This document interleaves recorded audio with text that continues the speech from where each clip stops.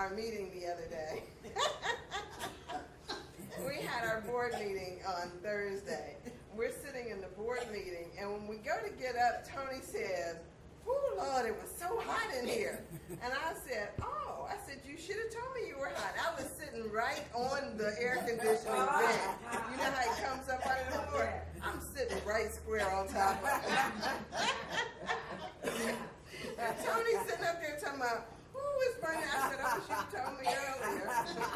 You would have shared. You would have shared. I really would have. I didn't mean to hog up all the air, but yes, that's how it goes. You guys, it's so funny. I heard this Joel Osteen joke today that I just have to share because I thought it was so funny. These two sisters, they both die together, right? And they go to heaven, and they get to the pearly gates, and St. Peter is there at the gates, and he was like, he says, everything is open and free here. You don't have to worry about a thing. He says, and everything is paradise. He said, but just do one thing. He says, don't step on any ducks, because if you step on a duck, it'll change your whole situation. You probably won't like it here very much. And so they were like, oh, that seems easy. And so, they go out and they're walking around in heaven. And the one sister, she all of a sudden steps on a duck. I'm like, and so it's like, okay, she goes and she steps on the duck, and almost immediately here comes somebody like St. Peter. Here he comes, and he's got with him this man, and he's not a very attractive man, really kind of on the, not so attractive side. And he comes up to her, and he says, "You stepped on a duck." And he puts a handcuff on her arm and a handcuff on the other guy's arm, and that's where she was stuck at. And so the other sister was like, "Oh, Lord, I ain't gonna never step on that duck." So, go on, months pass, and all of a sudden the woman, I guess she had totally put it out of her mind, and, she was just going along as normal, and she says, and here comes St. Peter, and he's got this beautiful man with him, just, coming towards him. The guy is just gorgeous, and she's looking, and all of a sudden, they put the handcuff on her and put the handcuff on this attractive man. And she's like looking, and she was like, "I don't know what I did to deserve this, but thank you."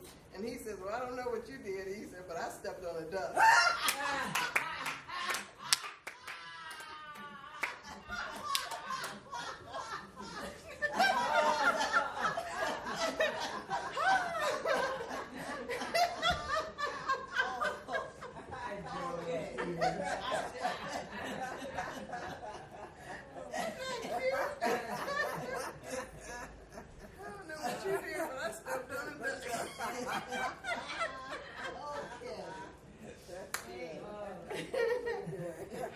So that's my laughter moment. I tell you, I love this stuff. So, you guys pray with me real quick.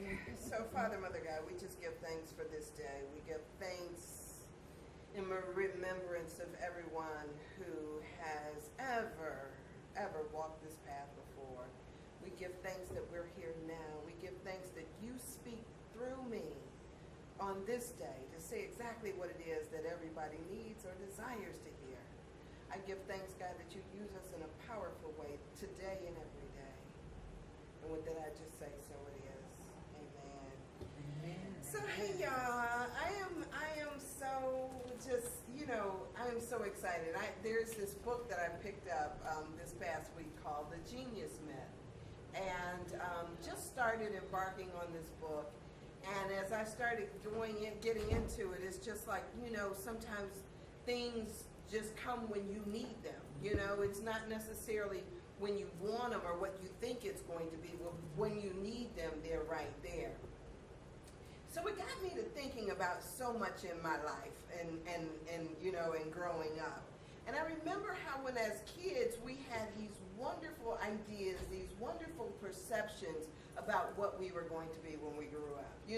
If you asked a little kid, we always say, what do you want to be when you grow up? And they've got all these ideas about what's possible for their lives.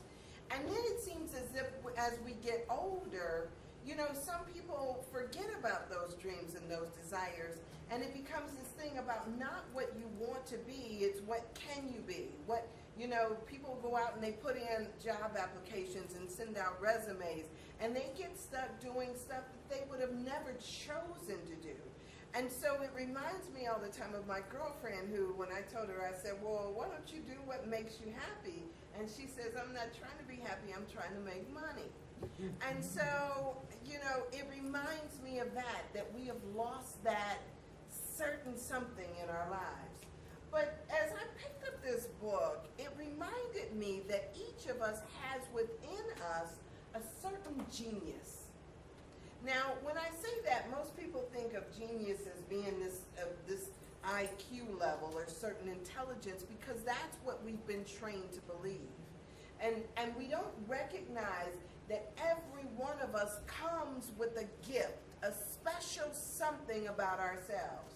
Now, by and large, most of us don't see ourselves as gifted, you know, because we've got certain things because of television that we hold up and we idolize and make it seem like it's so special and so rare. So when we think about gifted people, we think of certain musicians, we think of certain singers, we think of certain athletes, we think of certain actresses and actors and all that stuff.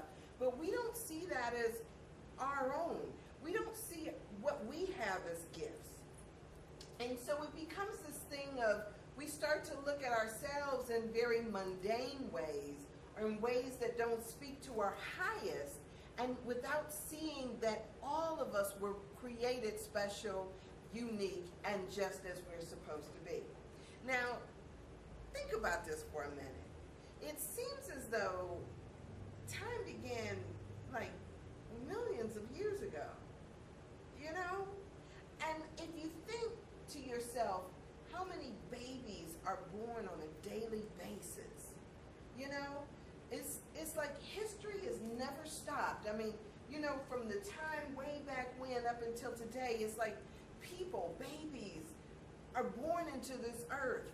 And each one of them has very different fingerprints, has very different personalities. They have different DNA. Everything about each individual is totally different. Even when you take two twins that are born in the same situation, to the same parents, they come out with a different perspective of what life is. All of this stuff is different for each person. And yet, I think what we do now is we seek to be the same as everybody else without recognizing our uniqueness. And so if we see that even in those instances, in the same households, me and my brothers and sisters, we grew up in the same household with the same two parents. We saw the same events, and each of us see it differently. And it's no mistake. And so for some reason, yet and still, we assume that we should be like or aspire to be like everybody else. It's simply not the way things work. Each of us are unique, special, and gifted. And the other thing about that is those gifts don't expire. So just because you were young and now we're old, it doesn't mean that at some point that these gifts expire. The gifts are what they are, and they continue to be that. So each one of us comes with these unique gifts, and all of us come with something that is calling upon us to do and to be in this lifetime. Now, y'all may not believe that, because sometimes we get stuff so drowned out in our systems, you know what I mean? We drown it out with all kind of stuff to the point where we can't hear what makes us happy anymore. We can't hear the things that speak to our soul or call us up to higher levels. So, but within each of us, there is this divine potential that is waiting to give birth. And I think about it not just because, not because I read it in a book, but because I see it so often in everybody's life. You know, there's that something, you know how when you can talk to somebody and then all of a sudden you see them light up as if, they finally touched on something that matters or something that values, is of value to them. Now, we don't always stay in that energy. Sometimes in, in talking about the things that we don't desire, the things that, have gone wrong at some point in time, we get caught up in all the stuff that we think is wrong rather than seeing all the stuff that's really right. I mean, I can tell y'all, faith and hope is a wonderful thing, right? Yes.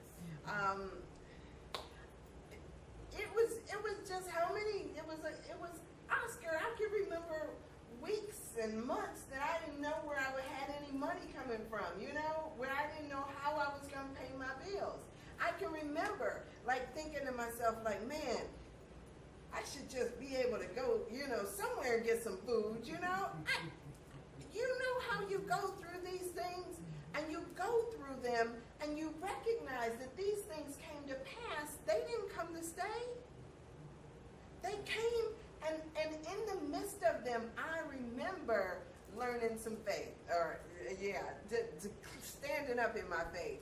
I got a girlfriend, Maria. We used to do this prayer group together. We would be at the house, and every Wednesday we got together because neither one of us were working, and I think we got together at 2 o'clock, and we would meet until about 5 or 6 o'clock. But that was what we were supposed to be doing, our prayer work.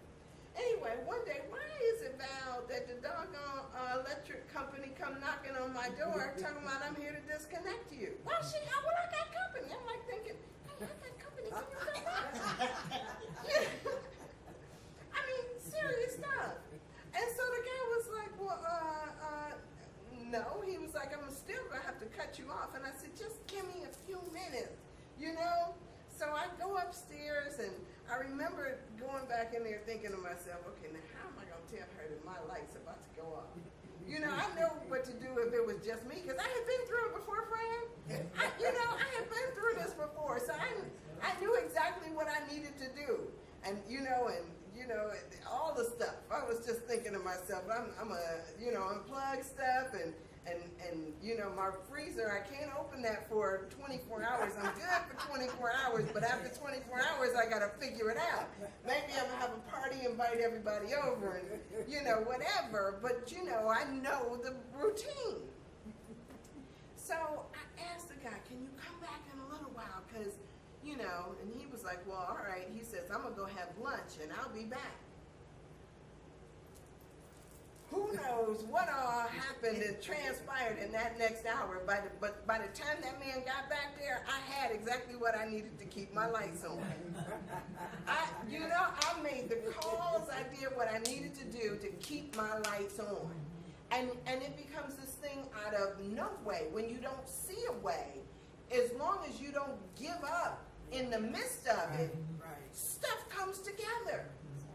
Now, I'll be quick to tell people that I have never viewed this thing of spirituality like my come up moment. Like this is how I'm going to come up. This is going to be how I get some more money, or this is going to be how I get the perfect relationship, or how I do this. I do it because I love it. Now, I wasn't always there. I didn't always love it, right?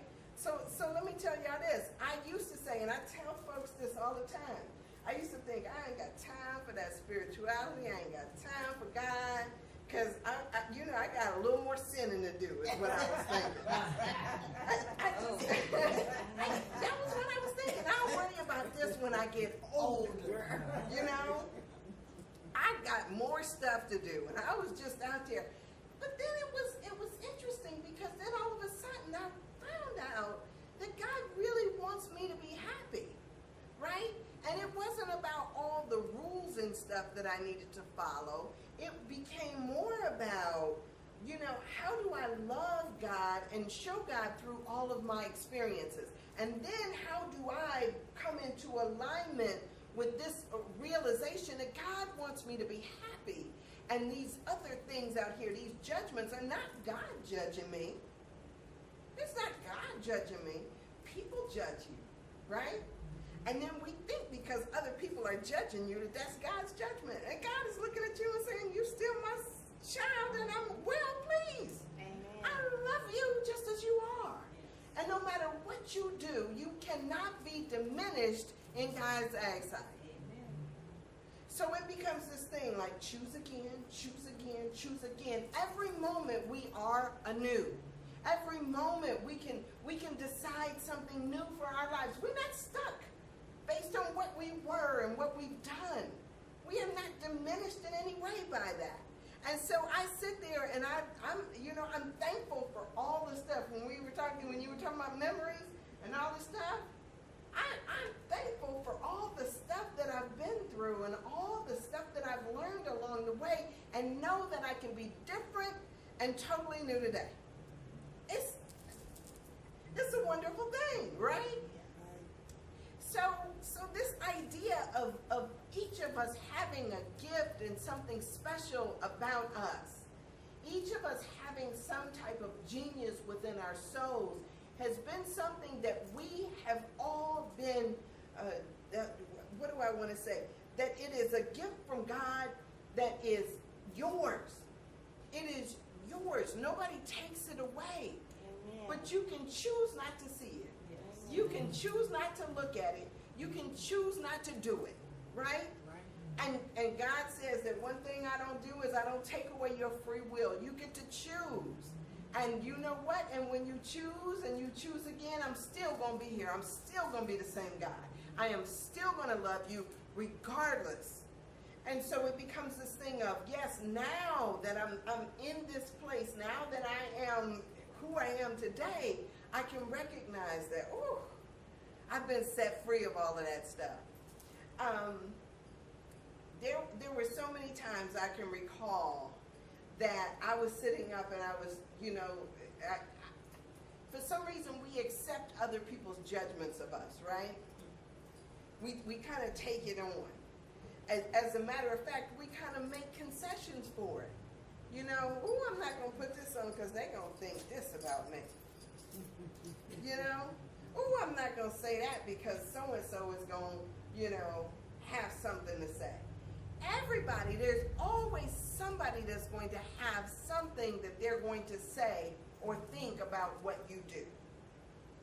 Wonder if that is God telling you to do just that. Maybe that's your challenge. Can you imagine when who was that? The slave Goliath. Was that David? David. Yeah. That's a shame, isn't it? I get so hyped up. But can you imagine when everybody is turning around saying, "Where you going, little shepherd boy? You get back before you get hurt," right? That's how people do us. Get back. You can't do that. And so, a lot of times we don't even try. We don't even try because other people are saying that you're not quite good enough. You can't do this because. You can't do it because you're past. Oh, you had a potty mouth. Oh, you got kicked out of school. Oh, you don't have the education. How many times have people told you what you couldn't do based on what they thought about your life and what you were doing? If you allow people to keep you from doing and stepping into your destiny, into your gift, it's not about those people. It becomes about you. You not being strong enough to stand up in your power and do what it is that you're supposed to do. So it becomes this thing of me deciding, you making the choice for your life, what you want to do based on those types of things. You got the genius still in you. They say that there's a lot of people laying in the cemetery that haven't lived out their dreams, right? Their songs still unsung. The things that they haven't done, still not done. I say to myself, "Ooh, this is not going to be me." It's so funny because my sister used to tell me, she was like, she tells everybody, Sand couldn't carry a tune if you put it in a bucket for her. Now, do I allow that to stop me? No. Yeah, I'm still going to go out and I'm going to still do what I do. You know what? And there was a time when I had this little dog, and it's funny, I don't know why this taught me such a lesson, but I had the little dog, Coco, and it was a rescue dog. And I got down in Coco's face, coochie, coochie, coo, and that dog bit me right in the face. Yes, bit me right in the face. So I had teeth marks on my nose. I had a black eye, and I'm sitting up there. I was distraught, right? Because I was thinking to myself, my face is going to be messed up. But then what I realized is because I still had stuff to do, I still left out of the house. I still went to my meetings and my appointments and everything like that. And everybody's sitting there looking at me like, but I couldn't see it. You know, it just was the marks that were on my face. I had a black eye, I had marks on my nose and everything. I could not see it. And so I didn't allow it to stop me from going, because the stuff came from people who were, you know, out there. But for me, I'm still looking through the same eyes. I'm still the same person. I'm still rocking the same way I did. I didn't let it stop me. How many times do we let things, little things, stop us from doing what we know we can do based on what we are worried about other people are going to think, without recognizing that we might be just what the other person needs to see? We might be living our truth and doing the thing just because somebody else needs to see it. When people overcome challenges, when people get up once they've fallen down, when people do things that are beyond what we think we can do, those things are speaking to the genius that's within us, saying, you can do this too. And so how dare we not? How dare we not understand that it's all about us living out our truth? So, you know, I've got all these friends who are constantly concerned with, okay, y'all know somebody like this. You got a friend who doesn't go out, who doesn't go out of the house. They go to work and they come back because, oh, I've gained so much weight.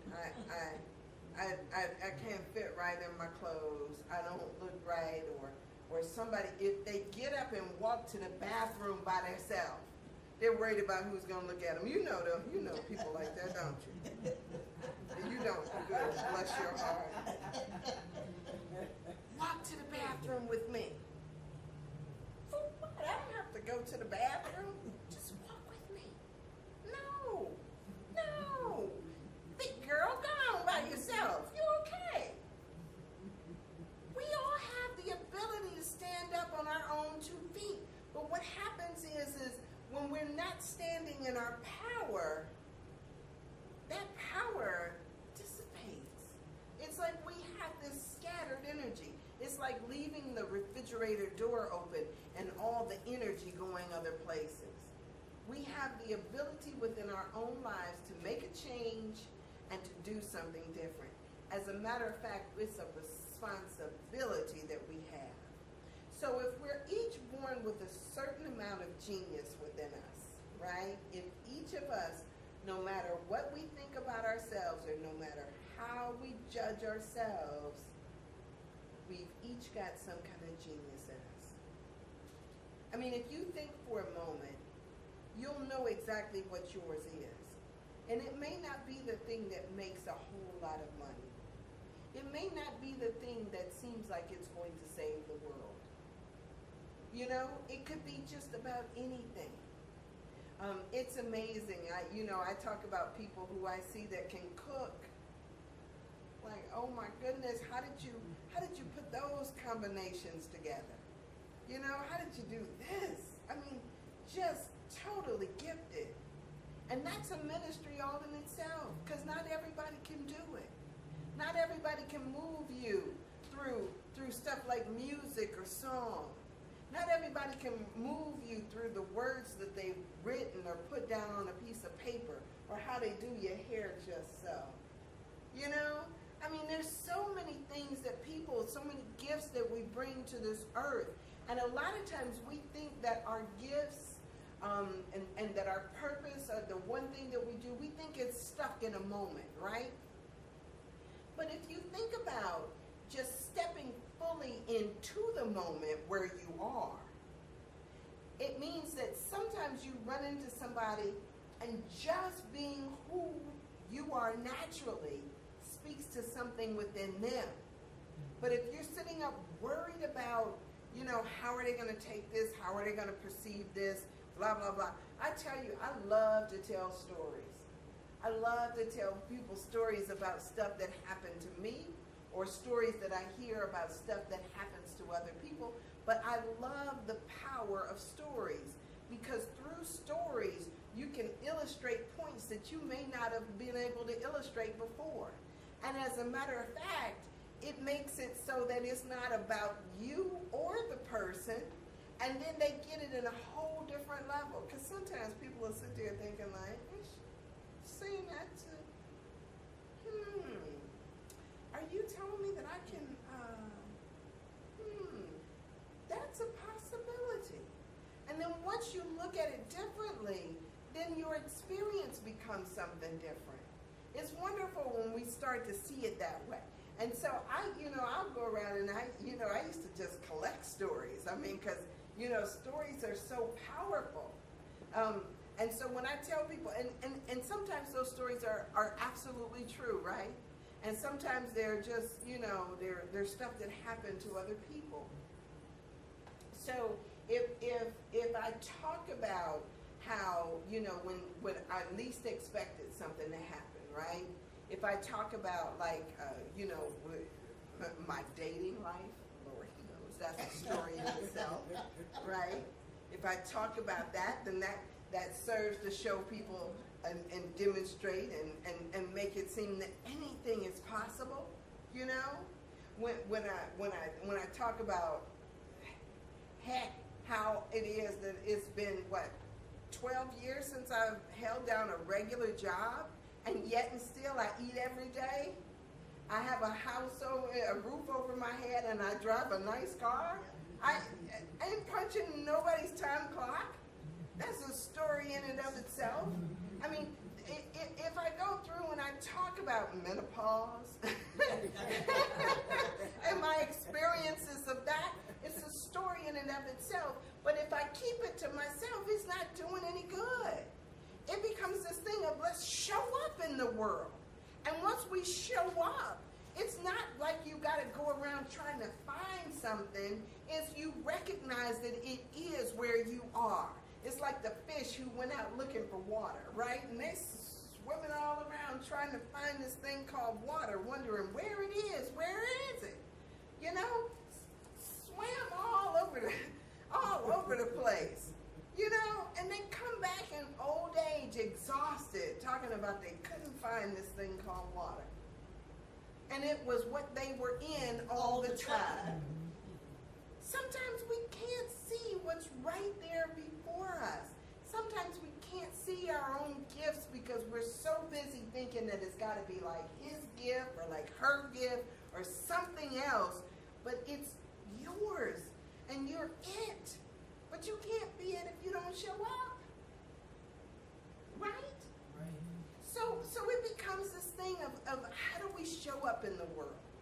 I tell everybody about how when I first came into what they call New Thought, I was y'all know I went through over there at Living Truth Center, and then I went over to what is Johnny Reed's church was called something else, and Universal Church. Yeah. So I went around to all these different places, and I remember when I first started taking these classes, and they started talking about doing exercises where I would look in the mirror and tell myself that I love me, right? They also, when I went into therapy, they did the same thing. I went to see a psychiatrist, and she was like saying the same thing. I was having some issues I was dealing with. And it's so funny because I'll tell you, Tony, one of the things that I did, I sat down one day and I wanted to figure out what was going on with me and what was wrong in my life. So I wrote out a list. Lists are powerful. Yeah, I know. Lists are really powerful. In this particular time, I wrote out a list of all the things that I thought that I should be doing, but that I wasn't doing. I was beating up on myself. I wrote out this list.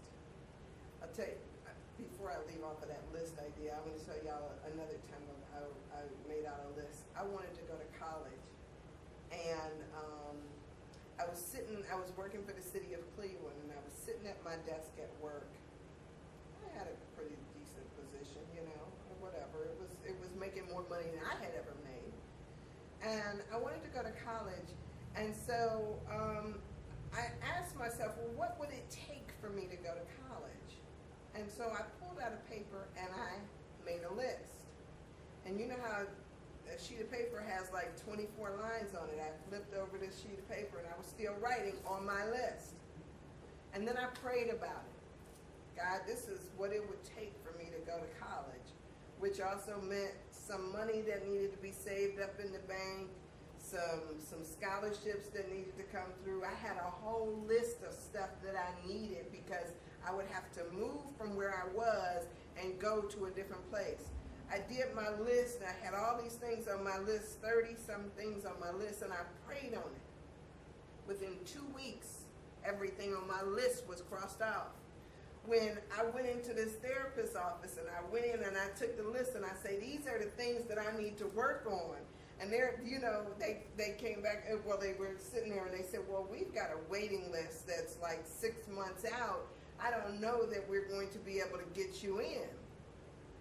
All of a sudden, they go out of the room, and they come back in, and the guy was like, he says, did you see that other guy? He was like, oh, can I work with her, please? Can I work with her? Which put me at the top of the list, and that meant I was in there, and I was working through my issues, and one of the things that they always tell you is to start with self, and say, I love you, you know.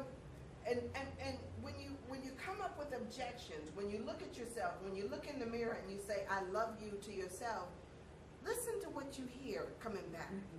Oh, I can't love me. You know, we think sometimes it's selfish to love ourselves. I mean, you know, how could I have the audacity to love myself? Can I have the audacity to do this? I'm not that. You know what I've done? I'm looking in the mirror like, oh, you know what you did. You know what you did? You know? And I got a whole list of reasons why I couldn't love me. And then all of a sudden, it's like, you know, the next day you come in and you peek around the corner and you just like, because I'm supposed to say it a certain number of times. I love you, like that, you know? Because I couldn't bear to look in the mirror. I couldn't bear to do the exercises. It was just not in me.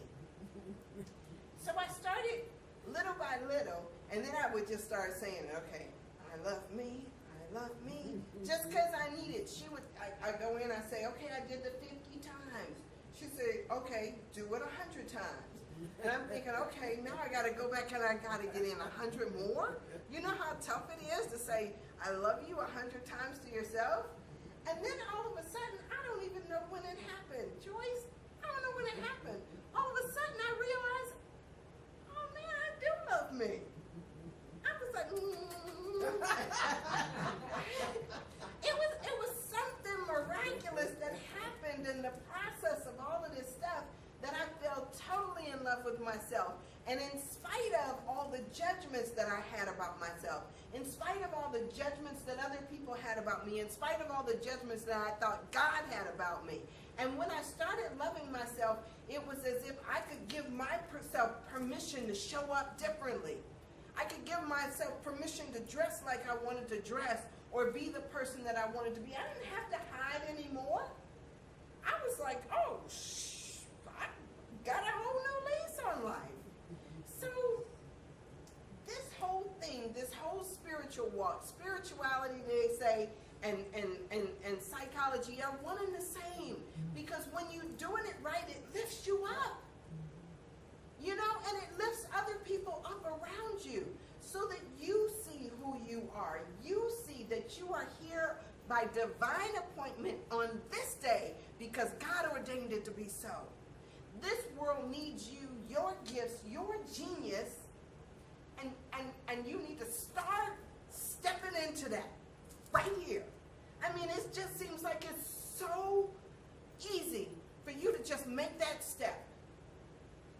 But not if you're sitting up there caught up in your fears, not if you're caught up in your doubts, not if you're caught up in your worries.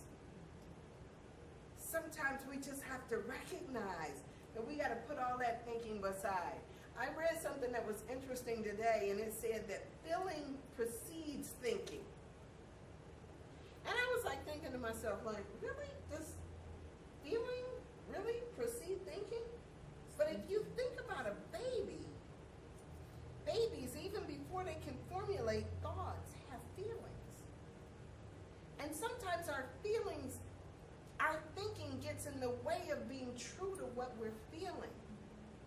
But if feeling precedes thought, then what's really true is the feelings that we have. And so don't think yourself out of what makes you happy. Don't let your thinking get in the way of your success. Don't let your thinking get in the way of your progress. Because all of that stuff, I tell you, thinking changes, doesn't it? It changes. And it changes over and over again, and we don't really realize how subtly it changes. But let me point out something to you that I don't know if you guys, I know y'all probably noticed this too. But in the last few years, it seems as though Hollywood and movies and pictures have sort of shifted our ideas, even about same-sex marriage and gay and lesbian relationships. So there's this subtle shift by introducing it into our movies, into talks that we hear. There's a subtle shift. And so what you see is that while some people may try to stay stuck in what they thought before, there's a subtle shift that occurs. And even if your thinking has, you try to keep it rigid, those that are coming after you are more receptive and open to it, because now that's what they're receiving. Now that's what they're seeing. What are you beating yourself? Fran wants to say something. And along with what you said, you're absolutely right. I noticed that. Also, there's a subtle shift on the commercials you see of interracial marriages. Right. Have you seen Yes. that? Yes. They always have the interracial. So I'm agreeing with you. Yeah. So the next generation will be used to it. Yep. And it won't be a problem. That's great. So all of this stuff, there's this wonderful, wonderful change that's occurring, and if we recognize, if we look at it, sometimes we may judge it and think like, that's not working, but if you look at the way in which, it's almost as like there's this pliable dough that is our thinking and our mental status, right? And you can see that there's change going on. So if you want to, be at the effect, or do you want to get out in front? Do you want to decide who you are? Do you want to start to speak to your truth? What inspires you? What makes you happy? What lifts you up? What brings you joy? Once you start to do all that, then all of the other stuff starts to fall by the wayside. So today I'm just here to implore you that there is a genius that is lying dormant within you, that is waiting for you to just recognize it, because it's there. It's your truth. It's who you are. But until you start to walk into that and step into that, it'll still be there. God meant for you to be here like you are, who you are, just as you are. You're in the right place, right? And your future is right before you. Step into it. All right. So y'all pray with me. So Father, Mother God, in this moment, we just give thanks. We give thanks for this day. Oh, God, give thanks for each one of us that are here, each person that desired to be here, even who is not. God, thank you so much for all of this. I know that you said that gratitude is the highest form of praise that we can give. And God, we are truly grateful. We're grateful for healing, not just of our bodies, but also our minds. We give thanks